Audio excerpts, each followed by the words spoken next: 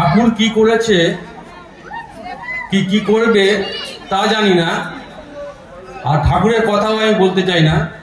আমার জীবনে যে ঠাকুরকে ধরে যে আমি উপলব্ধি পেয়েছি সেই জিনিসটা আমি একটু তুলে ধরেছি। আমার জীবনে ছোট থেকেই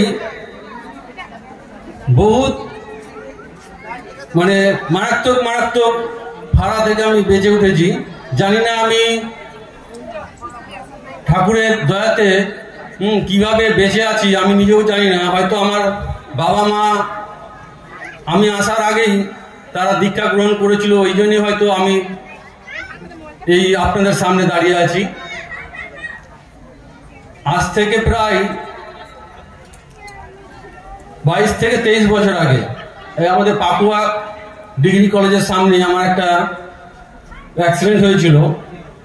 সেই অ্যাক্সিডেন্টে আমি অনুষ্ঠান পাকুয়া কলেজ যে অনুষ্ঠান হচ্ছিল, একটা অনুষ্ঠান থেকে বেরিয়েই আমার দিদির বিয়ের কার্ড নিয়ে আমি বেরিয়েছিলাম। তো সাইকেল নিয়ে কলেজ থেকে বেরিয়েই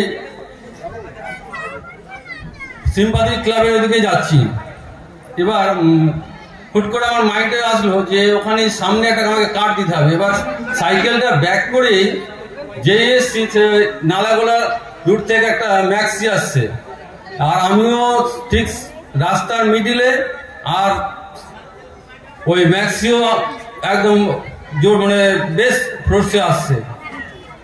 এবার আমি কিন্তু এই থাবা মেরে সামনে থাবা মেরে কিভাবে যে গাড়ির তলে ঢুকে যাওয়ার পরে আমার কিন্তু আর কিছু খেয়াল নেই, যে আমি মনে হচ্ছে শূন্যে আছি যে গাড়ির তলে যে আমি আদৌ পড়ে গেছি। গাড়ির দুটো চাকা তার একদম মিডিলে ম্যাক্সিও ব্রেক চিপে একদম ঘেঁষড়াচ্ছে, আমিও সাইকেলে নিয়ে ঘেঁষড়াচ্ছি। এক ফোঁটা আমার গায়ের থেকে কোনো রক্তবিন্দু অবধি বেড়ায়নি। ড্রাইভারও জানে যে ও ছেলে একদম ডেড। সবাই দৌড়ে এসে আমাকে ওখান থেকে বের করলো, আমার চুল পরিমাণও কিছু হয়নি। এবার ওখান থেকে বেরিয়ে সঙ্গে সঙ্গে আমি জানি না আমার মনে যে কি হলো, আমি এইভাবে প্রণাম জানিয়ে আমিও কেঁপে যাচ্ছি।